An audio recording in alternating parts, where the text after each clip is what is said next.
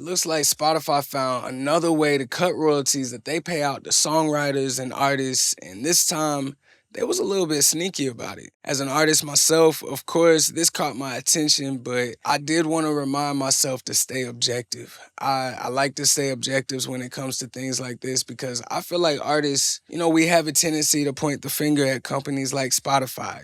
This isn't fair. Why not do more? Why not do this or do that? It's real easy to forget that these companies are businesses. The number one objective that they have is to make money. So keeping that in mind, let's go ahead and pull this up. It looks like Spotify is getting into a little bit of trouble with songwriters and music publishers because they found a way to cut the mechanical royalties that they pay out to the songwriters and artists.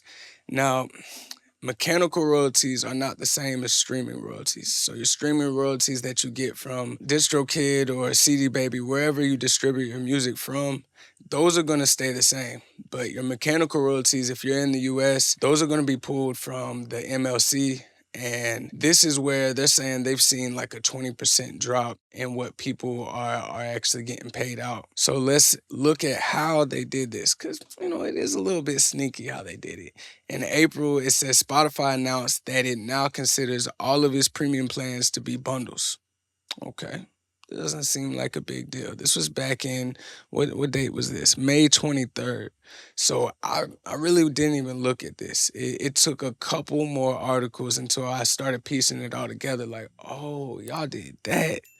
That was some sly shit. So back in May, this is when this article came out. They said they started to do a bundle trick where in the premium bundle of Spotify, not only do you get all of the music that they have, but you also get 15 hours of audiobook time. Spotify started offering 15 hours worth of audiobooks with its premium plans for free. In other words, bundling access to audiobooks with its premium service. Alongside its decision to classify its premium music services as bundles because of the added audiobooks element, Spotify has also been making moves to offer different types of subscriptions focused on the different types of content it offers. Right away, I didn't get any red flags. I'm like, okay, yeah, they're bundling audiobooks. They got podcasts. Why would they not do this? Again, looking at them as a business, I don't see any red flags. Why does this even concern me? Why am I reading this? When you bundle the music with the audiobooks, apparently that's when it all changes for your mechanical royalties. It says by announcing that all of its premium plans are now being treated as bundles in the US, Spotify confirmed that the mechanical royalty rate it pays to songwriters and publishers for all of its premium services in the US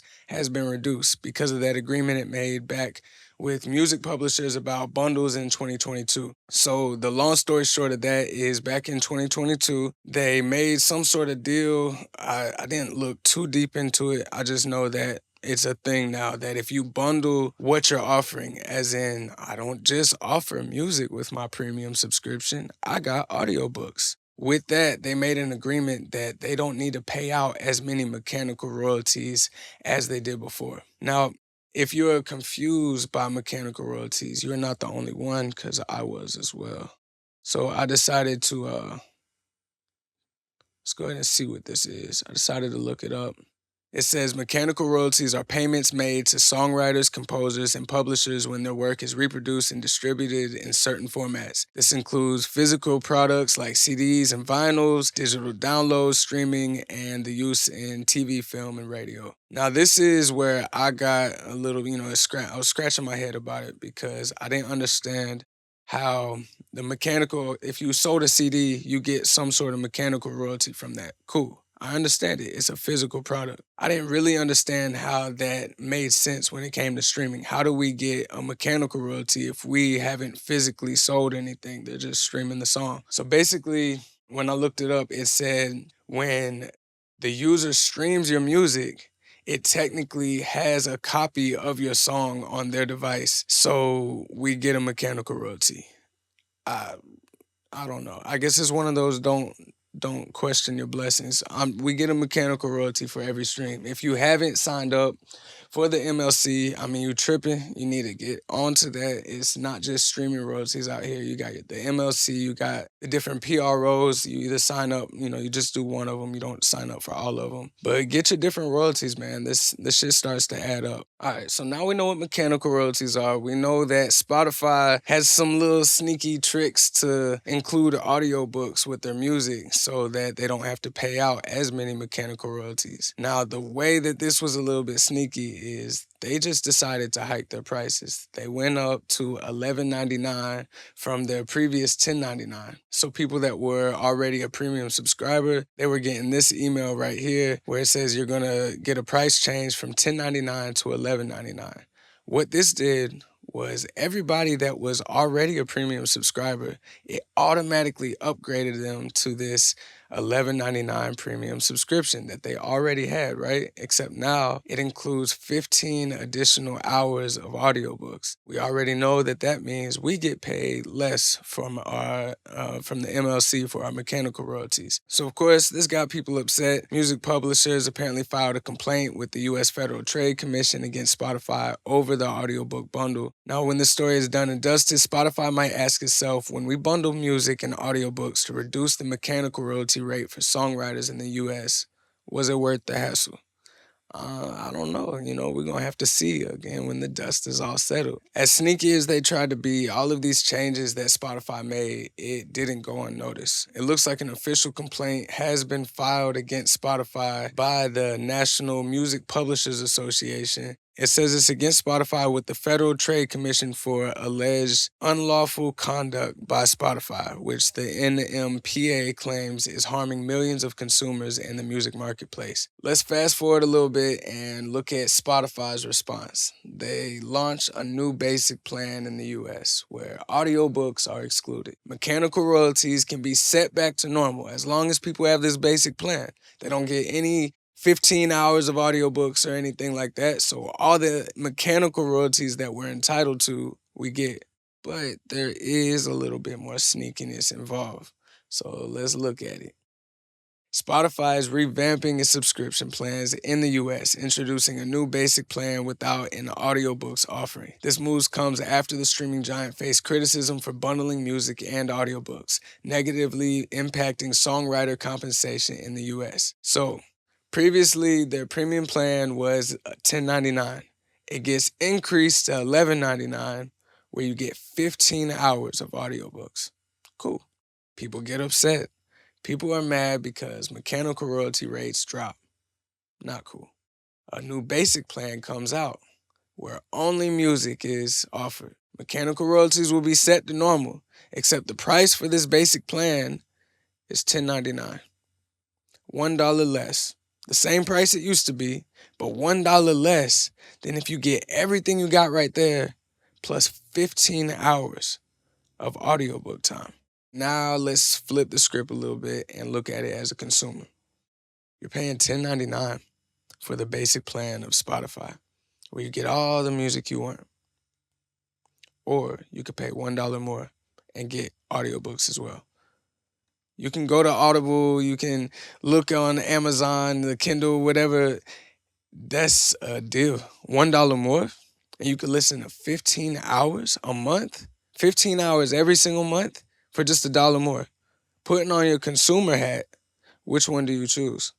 It's kind of a no-brainer. So the response that Spotify had to all of the different complaints, the response that they have to the drop in mechanical royalties that they pay out, is we're going to offer what you guys want, but we're going to make it such a ridiculous offer where it's such a no-brainer to upgrade to the premium subscription that we're going to end up dropping royalty rates that we pay out anyways. Let's say even 50% of the people decide to stay on the premium that they have and just pay the extra dollar. Not only are they getting the extra dollar every single month from every single user doing this, but they also have to pay out less for 50% of the music that is being streamed on their platform by these, same subscribers. Obviously, you have people on the free plan or whatever, but let's take the consumer hat off. Looking back at it as a business to business, man, it's smart. It's smart. It might be a little sneaky. It's business though. And I don't know the exact numbers, but if you look at Spotify, they've been in the red as a business so many times. They haven't profited all of this money that people are thinking. I think a lot of people have the habit of looking up the net worth of a company and assuming that, oh, it must be Daniel that takes all of this home. It must be Daniel that's just trying to screw all of these artists over, these songwriters over, the publishers over, whatever. And he's just eating off of it. The whole company is just going to eat off of it at our expense.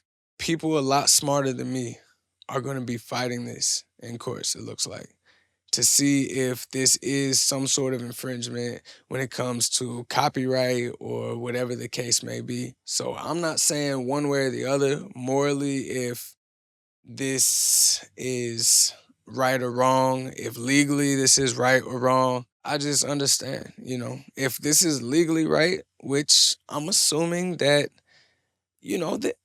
they got some smart people there. They got some smart people that thought, hey, if we do this, some people are gonna get upset. Maybe not. Maybe they just thought everything was gonna be sweet. Maybe they was blindsided by how people reacted to this. But my guess is they saw a little bit of this lashback coming. Yeah, they might not have thought it would be this bad. Yeah, they might not have thought artists would be threatening to take all of their music from Spotify, which, we've heard that before. Um, but I still think they saw it coming a little bit, which leads me to believe that they might have some legal backing with this, meaning it might just be a moral dilemma. Like, man, it's messed up that you're paying 20% less. Let's fast forward a little bit. If them growing as a company, which means they don't go bankrupt, they don't shut down, they continue to prosper as, Spotify. I believe that they're the largest streaming company. Let's look that up. Yep, Spotify is the most popular streaming service. It has 350 million users and 150 million subscribers. That means out of 350 million people, almost half of them are already subscribed. Now, if we look at this years into the future where they continue to prosper, and I know it might be a little bit hard, it's like, man, fuck Spotify, I don't care. Something else will pop up. Cool, fuck Spotify. And you're right, attention will shift. If Spotify dropped off the face of the planet, it's just like if TikTok got banned. Those people are gonna go somewhere. But Spotify also does a lot to bring in new subscribers. To not only bring in new subscribers, but to show those subscribers new music. And then once they find that new music, to find other related music, and then they just continue the process. They've tried to iterate this over and over and over until it's almost perfect, until it seems like you really got a DJ that's on your Spotify algorithm, whatever. It is recommending you songs that, how have I not heard of these? How have I not heard of this artist? So, my opinion is it's worth it. As long as it is legally okay. Because again, people much smarter than me are going to figure out all of that. But let's assume that it's legal. Let's assume that what they did, while it is sneaky, while they could have gotten away with it, if it wasn't for those meddling kids, it might just be something that's a little bit fucked up. Like, damn, we're going to get a little bit less money. Kind of like when taxes go up or something like that, man. I swear. Wasn't sales tax just 8%? Now it's 9%. It's just one of those things that happen, like inflation. We don't want gas to be as expensive as it is. We wish it was still $1 a gallon or whatever it used to be back in the fucking day, man. But it's not. It's just kind of what happens. So looking at it like that, as long as it's legally cool, and it might just be one of those where it just sucks. But let's go ahead and point out that these are your mechanical royalties. This is not your streaming royalties. And I understand why songwriters and publishers, they would be more upset about that because they might not necessarily be getting the same royalties as an artist. I'm looking at this from an artist's perspective. Yes, I wrote the song. Yes, I own the masters. So I'm getting all of these different types of royalties. The MLC pays out a percentage of all the different types of royalties. It's not the biggest one. It's not one you want to just ignore. I mean, go sign up to the MLC if you haven't. It's 100% free. It was in one of those articles that it said 20% less on average is what people have seen as a decrease in what they're getting paid. If this continues, let's say it goes all the way up to 50%. Again, this offer that they have, it's a no-brainer. $1 more and I get some audiobooks. I mean, I don't know how many people read or listen to books, whatever the case is, but it's a no-brainer. Plus, all the people, all the 150 million subscribers they already had, all they got was an email that said, hey, there's a price increase. Who got that from Hulu or Netflix or any of the other streaming services? You're not necessarily looking at it from that perspective. The people listening to our music aren't artists that are like, oh man, what does this mean? If we're paying $1 more and we get audiobooks now, does this mean that the favorite artists that I have, they're getting paid less? They don't give a shit, man. They don't care about that. They don't care. They're not even thinking about it. Maybe if it was brought to their attention, but do they care enough to say, all right, well, I guess I'll just pay the dollar less and get 15 hours less of content? Maybe. Is that the fight that you wanna do? You wanna do that? I don't. Like I said, people much smarter than me are gonna handle all that in court. They're gonna handle all of the legal sides of it. But assuming that this does happen, that this is something that stays concrete, instead of being so worried about what royalty rates have dropped, what has been cut, all you have to do is continue to do you. These platforms, just like any of these other platforms like Instagram, TikTok, there's a reason why I'm grouping them all together. They're actually helping us. Back in the day, yes, we got more mechanical royalties. And when I say we, I don't mean we unless you're in that demographic. I don't know. When I mean we, I don't mean my generation and younger. We don't know nothing about that. Come on, man. What do we know about selling CDs out the trunk of our car and all of that? Man, we don't have to hustle like that. We don't have to. So we don't. It doesn't make sense to. Who the fuck wants a CD? Tripping about a mechanical royalty? We got streaming royalties now. We got new royalties. This wasn't even something that we had before.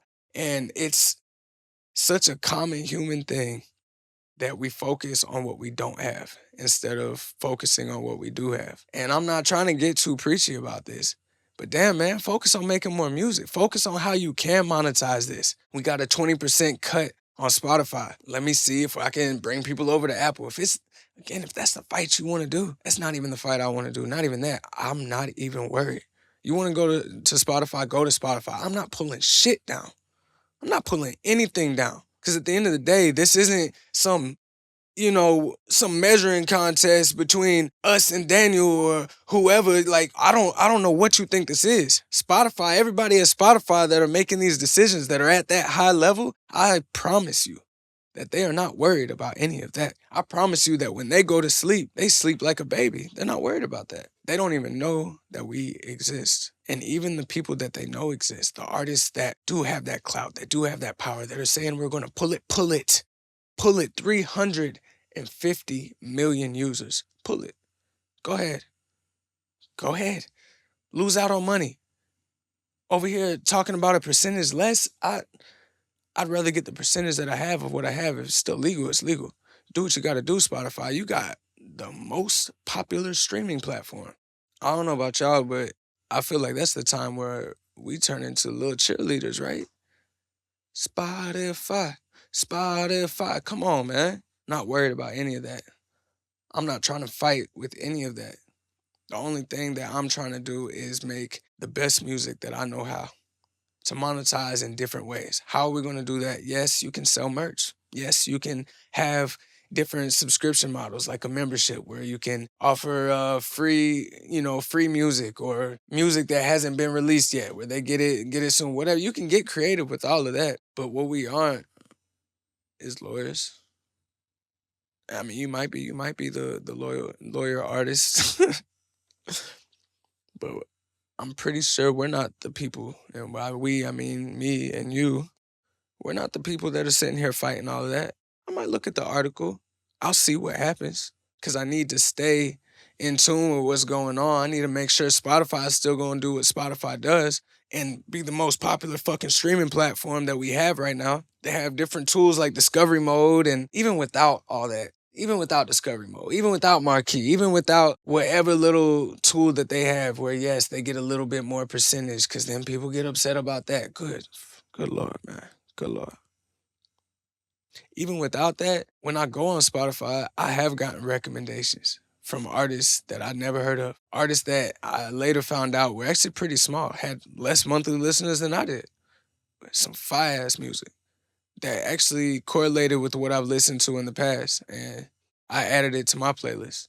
You're telling me that if people have an incentive to go over to a streaming platform, not only because it has music, but because it has audiobooks as well, that they might get served more recommendations because they're spending more time on that platform? Instead of thinking about the negative, we could start thinking about the positive. We could start daydreaming about that. Talking about mechanical royalties, talking about a release you might have even, and I hope this don't hit you too hard, but you might have even clicked on this video seeing that Spotify is cutting out royalties that they pay to artists and songwriters. You watched this video and you might have even been upset about this. How could Spotify, and you don't even have an account with the MLC? All you got is your DistroKid, your TuneCore, whatever it is. That's all you get. And you're sitting here upset, talking about pulling your songs from Spotify. You know how many artists aren't even registered to the MLC? You know how many artists would have just seen this headline, read the articles, and automatically assumed that, well, we're going to get paid less, instead of just focusing on how can we get paid more, not how we're getting paid less.